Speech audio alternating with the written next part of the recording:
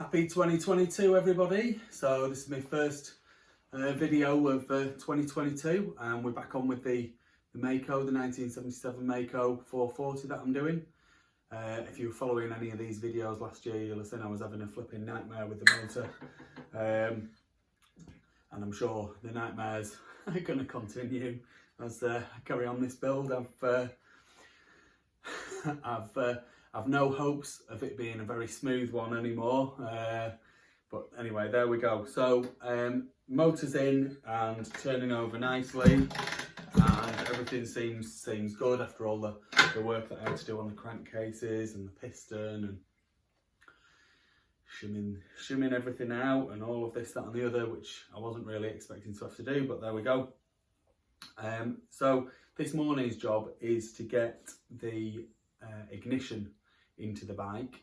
So once I've got the ignition into the bike, I'm then going to work on building up the rest of the bike around it. So airboxing, carb, pipe, and then we'll start on looking at the ancillaries. I'm still not got the fork tubes back, so the front end can't be built up or anything like that yet. So that's where we're up to.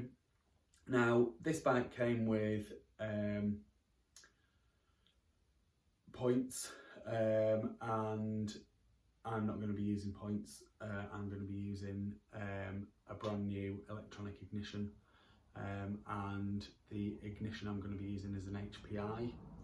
I've used these before and always had good results out of them.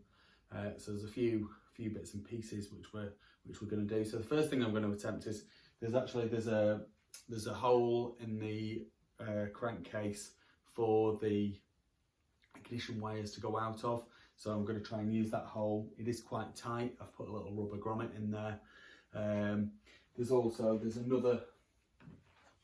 another hole in the ignition cover, which I'm going to look at sealing that up, possibly with a grommet or something. I'm not exactly sure what I'm going to do with that at the moment, but yeah, so I'm planning to take the wires out the front here, and so this part here, and then up the frame. And then something that I'm going to do, as a matter of course I always do with Maicos, is I'm going to run an extra earthing wire that is going to come basically off the back of the stator and is going to run up the frame and is going to attach to the mount point for the coil, the CDI, and that's going to guarantee that I've got a good connection between the CDI and the motor. I've had problems with Maicos with that before, so it's just something that I do as a matter of course. And then, so once I've, so we're going to put the ignition in, we're going to get it timed up. So I'm going to use top dead center. I'm going to use a little top dead center measuring tool here, which is going to help me to work out exactly where the ignition needs to be set to, so it's got the right timing, and then we're going to double check that we've got a spark and this, that and the other, and it'll hopefully be good enough and all set right for when the rest of the bike's built up to get her fired up and running. So these are the bits that come with the HPI ignition. So we've got a new back plate for the stator to mount to. Like I say, I'm going to run the stator wires out of the front of the crankcase. So I've taken those out of this little housing here. It's just a little housing, little plastic housing, and then I'll put them back in, and then that'll be what I'll attach to the CDI, and then the coil, like I say, is going to mount on the frame, and I'm going to run a separate earth cable to that, and hopefully all should be good. So that's what we get with the kit. So we get the backing plate, we get a new stator, get a new flywheel, get a mounting kit for the CDI, and get the mounting kit for the coil, a new coil and a new CDI. The instructions are pretty self-explanatory really. It does take you through it, and so I'm going to be going for a bang on in the middle timing setting. So that's in here. So you've got maximum advanced across here and maximum retard over here. I'm going to be looking for bang on in the middle before we start doing any kind of tuning or anything like that. And in this installation manual, it tells you that it's looking for a 2mm before top dead center. So what we're gonna do is going to rotate the engine to the top. Then we're going to stick our top dead center tool and screw it into the plug cap, the plug hole in the head, and then we're going to rotate the engine back by 2mm, and then we're going to prevent the engine moving at all, and we're going to then tighten the flywheel up, and all should be good.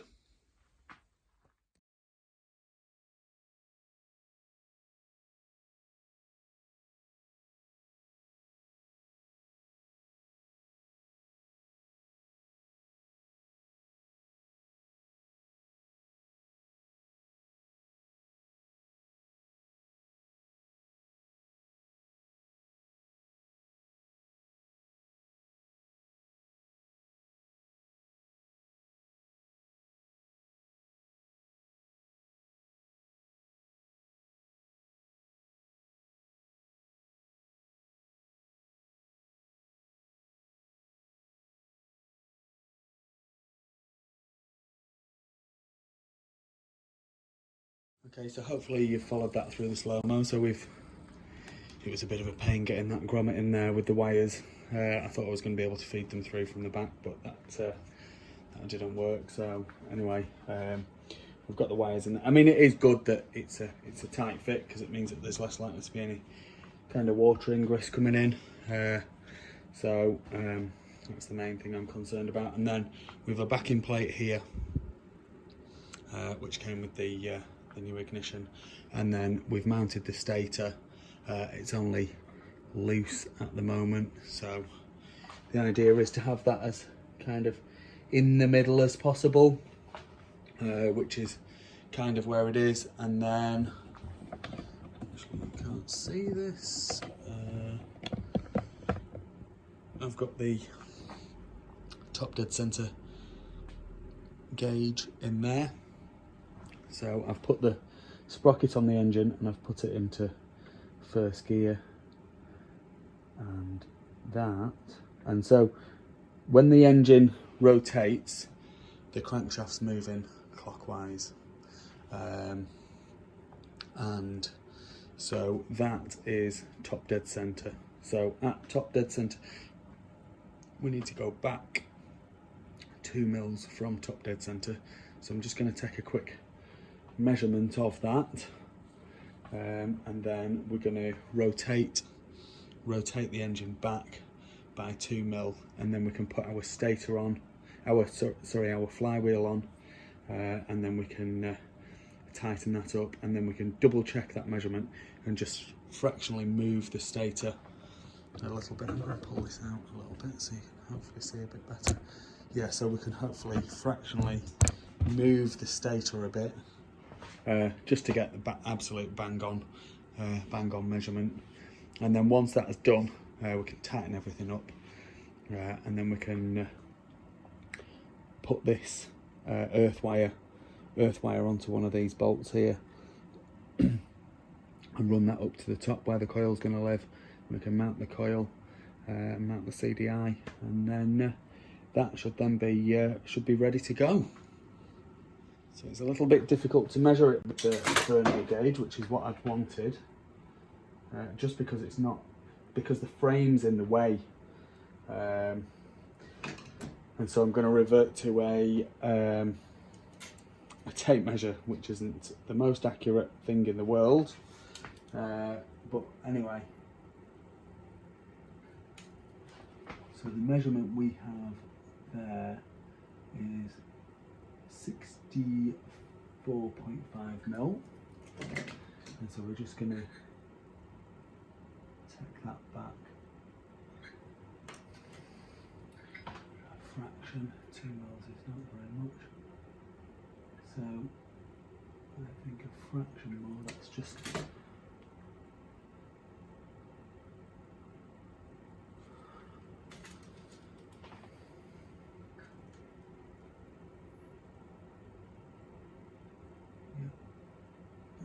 that's bang on. So then on the actual flywheel, there's two marks. There's this mark here and this mark here. There's the little HPI logo in the middle.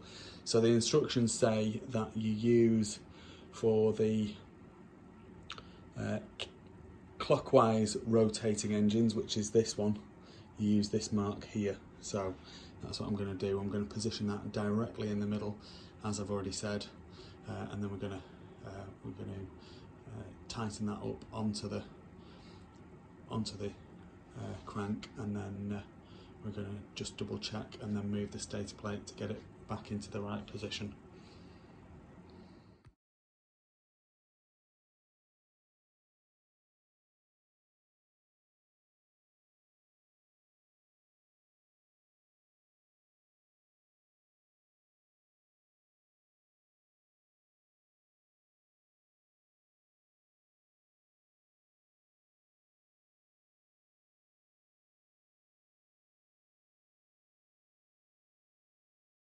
Okay, so there we go. So we've got the flywheel in, and we've got that tightened up.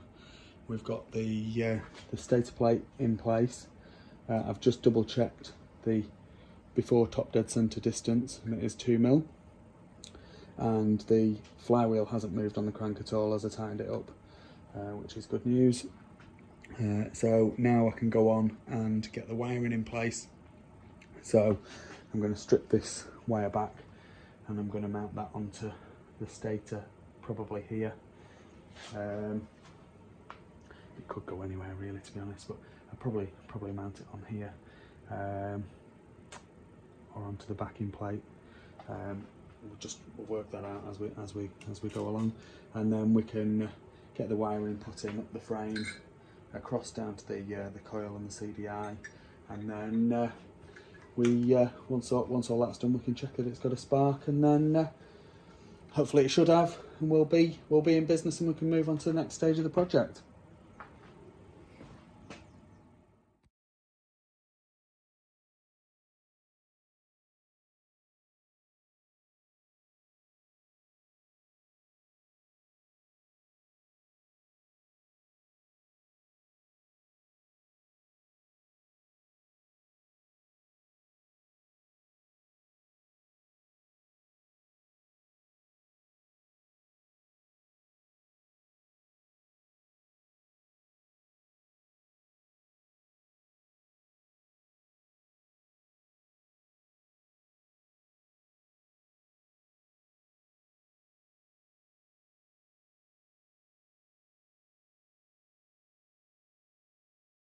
Okay, so there we go. I've got everything wired up. I just need to tidy these wires up a little bit. I'm going to hide them under here.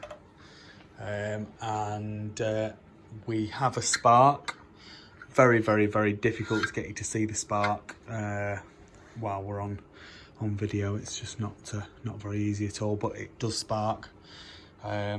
So that's it. So the next thing to do with the ignition, really, I need to tidy the wires up clearly, but then I need to attach a kill switch. Now I'm not going to attach a kill switch until I've got some bars on, which is a job for another day really, when I've got the forks rebuilt and everything like that. So I'm just going to tidy these wires up, and then we'll move on to the next job, which will be carb airbox, and then hopefully we can get moving with a bit more of the bike, and it can start looking a bit more like a rideable thing.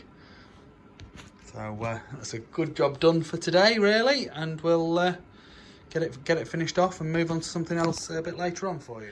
Please like this video and subscribe to my YouTube channel. Just search Phoenix Motos.